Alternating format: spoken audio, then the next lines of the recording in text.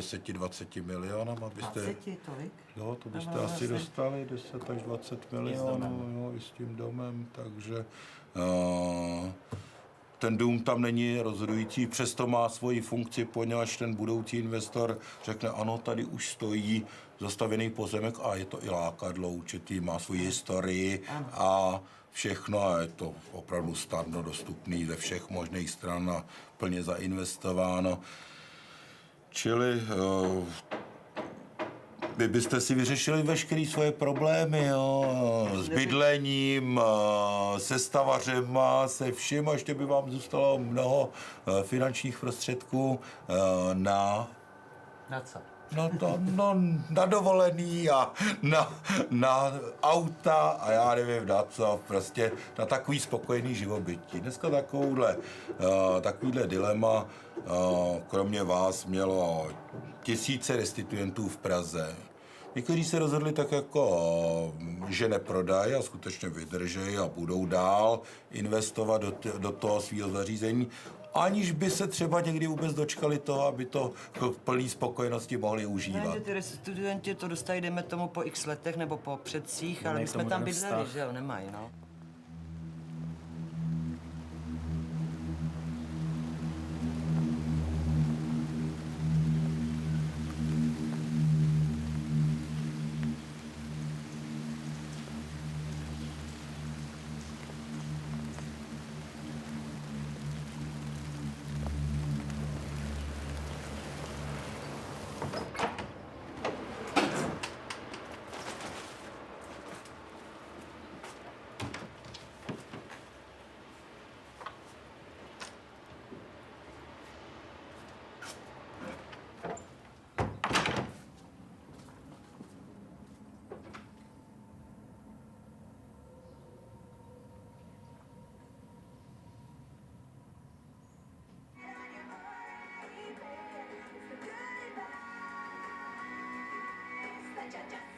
La chambre de David, au premier étage.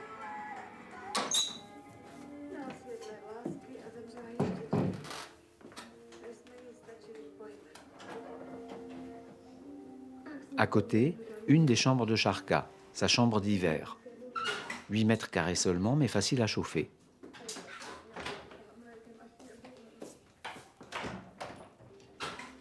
À côté encore, sa chambre d'été, la pièce du poêle cassé. Impossible à chauffer en hiver, elle sert de buanderie.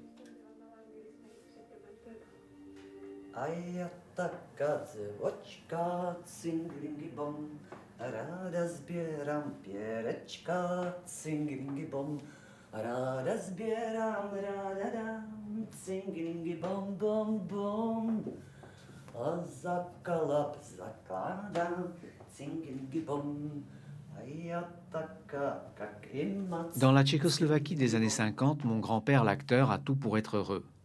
Il est communiste, riche et célèbre, et il a une belle maison. Voici le premier étage quand toutes les portes sont ouvertes. Une seule ombre à ce tableau, il n'est pas l'unique propriétaire. La moitié de la maison appartient à sa sœur Laala. Jusqu'en 1945, cela ne pose pas de problème. Laala a quitté la Tchécoslovaquie à l'âge de 20 ans et vit à l'étranger. Mais à la fin de la Seconde Guerre mondiale, elle regagne Prague avec une petite fille, Charka, née à Londres en 1942. La maison est alors divisée. La mère célibataire et sa fille d'un côté, le grand acteur et sa famille de l'autre. Pour les séparer, les portes jusque-là ouvertes sont fermées et condamnées. Les relations entre le frère et la sœur se dégradent. Le mauvais état de la maison est au centre des conflits. Laala, employée d'une maison d'édition, n'a pas d'argent pour payer les travaux. Mon grand-père a l'argent, mais sa femme Olga refuse que les communistes riches payent pour leurs parents pauvres.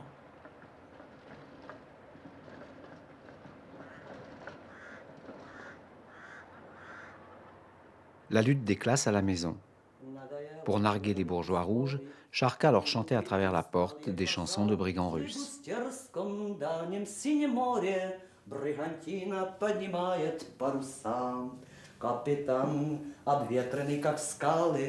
Вышел море, не дождавшись дня, на прощание поднимай бокалы молодого терпкого вина.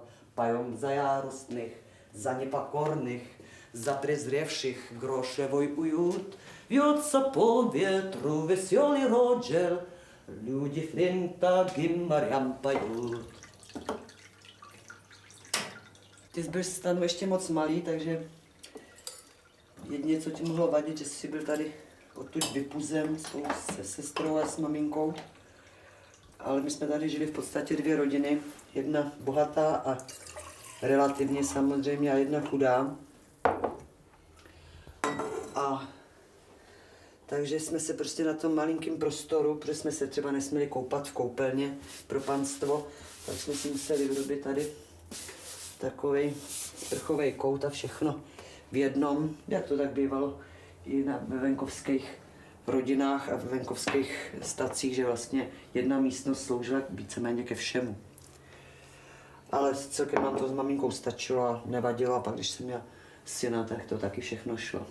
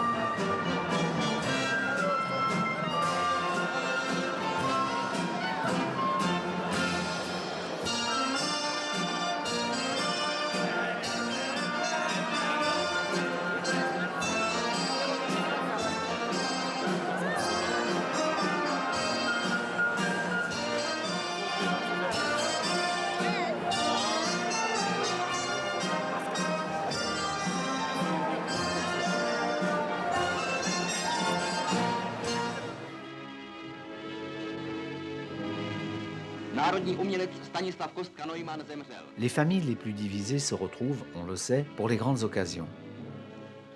1947, les funérailles nationales de l'arrière-grand-père poète. Mon grand-père Stanislav et sa sœur Lala, réunis le temps d'une image. Devant eux, leurs deux enfants. Sharka a 5 ans. Elle porte une jolie robe blanche, empruntée pour la journée à des amis plus riches. Elle doit la rendre le soir même. La tenant par la main, mon père, le fils de l'acteur, et de sa femme Olga. Il s'appelle Stanislav.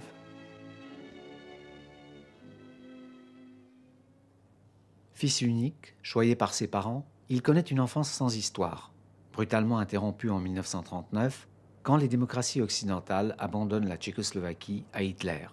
Le pays est rayé de la carte et devient une colonie allemande.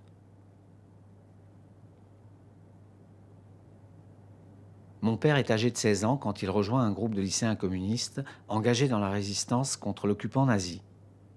La maison leur semble parfaite pour leurs activités clandestines. Les tracts et les faux papiers sont cachés à la cave. Une nuit de mars 1945, la Gestapo vient à la maison et l'arrête. Tout le réseau est tombé. Ils sont 65 lycéens communistes, tous déportés à Térésine, tous fusillés au dernier jour de la guerre. Tous, sauf mon père, qui est à l'infirmerie malade du typhus. Il survit. En 1946, il part étudier à Paris. Il rencontre ma mère, l'épouse, la ramène à Prague, à la maison.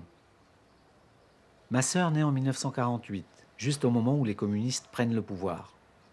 Mon père fait la révolution, se signale par son enthousiasme militant, et le fossé entre la petite juive apatride et le jeune espoir du parti se creuse de plus en plus.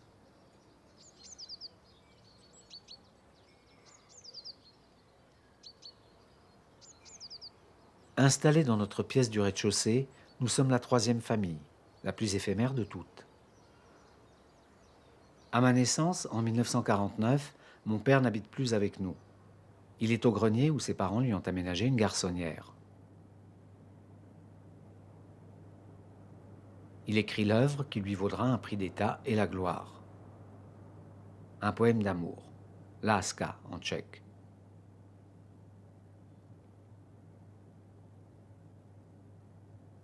Láska. Le mot revient 13 fois sur la dernière page. Láska, l'amour. L'amour pour Staline. La concurrence est trop rude. En 1952, mes parents divorcent. Le motif, invoqué par mon père, l'immaturité politique de ma mère.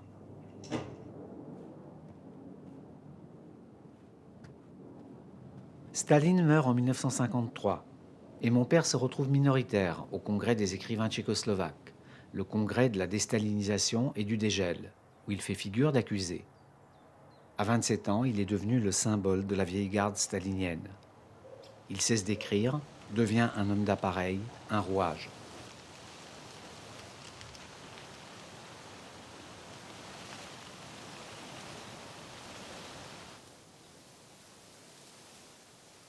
« 15 ans plus tard, c'est le printemps de Prague, une tentative de libéralisation du régime écrasée en août 1968 par les tanks soviétiques.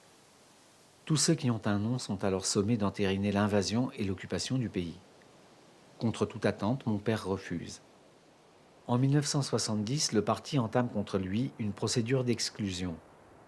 Il se suicide dans la nuit précédant sa comparution devant la commission chargée d'examiner son cas.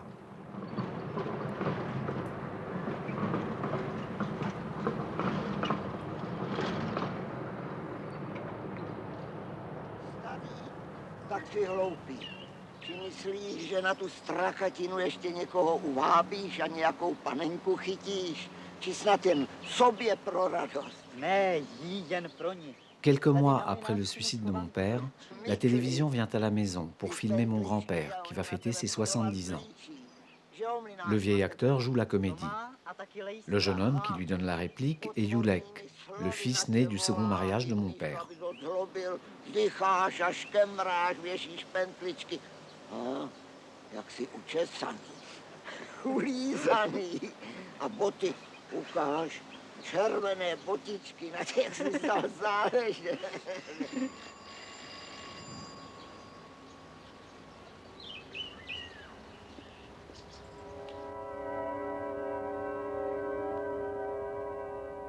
La Tchécoslovaquie est en pleine normalisation.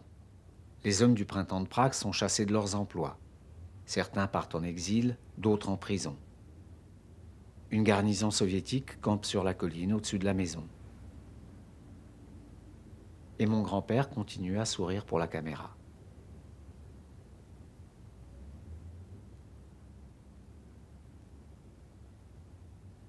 Le commentaire s'extasie sur la lignée Neumann, dont Julek est alors le dernier représentant présentable. Teď prvním rokem studuje herectví na divadelní fakultě Pražské akademie múzických umění. Umělecká tradice v rodině, jak vidět, nebude porušena. Atmosféra domu si podmanila dalšího člena rodu.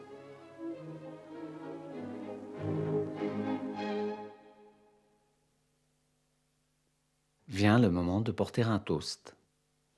Děkuju vám, přátelé, za váš upřímný, dlouholetý zájem o mě a o moji osobu, za vzpomínky blízké i daleké a za to, že jste mě tak mile přišli připomenout moje škaredé jubileum. Také vám, přátelé, známí i neznámí, děkuju za dobrá slova, kterými jste mě zahrnovali celá léta. Jsem vám za ně vděčný. V takovýchto chvílích, přátelé, se člověk zavzpomíná na ty, kteří už mezi námi nejsou a které jsem měl rád. Vzpomínám na maminku, na otce, na své vrstevníky, Jiřího Frejku, Jarku Horákovou, Emila Buriana. Mon grand-père évoque ensuite la mémoire de tous ceux qu'il a côtoyés, acteurs, artistes, hommes de lettres, amis de la famille. Et tout à coup, le sale bruit d'une coupe dans l'image et le son. Co by jich bylo? Quelque chose manque. La censure officielle a coupé le mort inconvenant, mon père. A posilou jsou mi přátelé, kteří stáli při nás i ve chvílích nejtěžších. A posilou je mě i představa, přátelé, že snad jsem tam si ještě zahraju. Přátelé, na zdraví. Na zdraví tvoje. Mon grand-père mourra 3 ans plus tard. Sa femme ne lui survivra que de quelques mois. Julek quittera la Tchécoslovaquie en 1980 pour Londres, où il travaille aujourd'hui à la BBC. Ne resteront plus à Prague que Lála, Šárka et son fils David.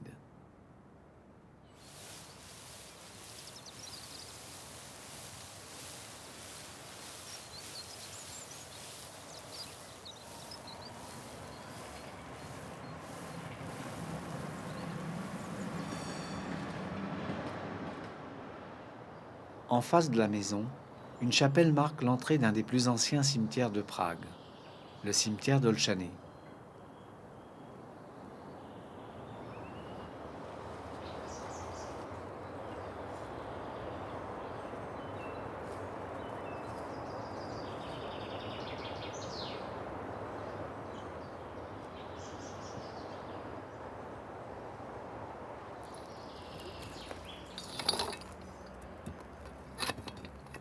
Depuis le milieu du siècle dernier, la famille est enterrée ici. Les parents de mon arrière-grand-père, la tante qui lui a donné la villa de Žižkov, Kamila, l'arrière-grand-mère, morte en 1954, Lála, la mère de Šárka, morte en 1992. Mon père et mes grands-parents ont choisi d'être enterrés ailleurs, dans un cimetière mieux tenu et plus chic.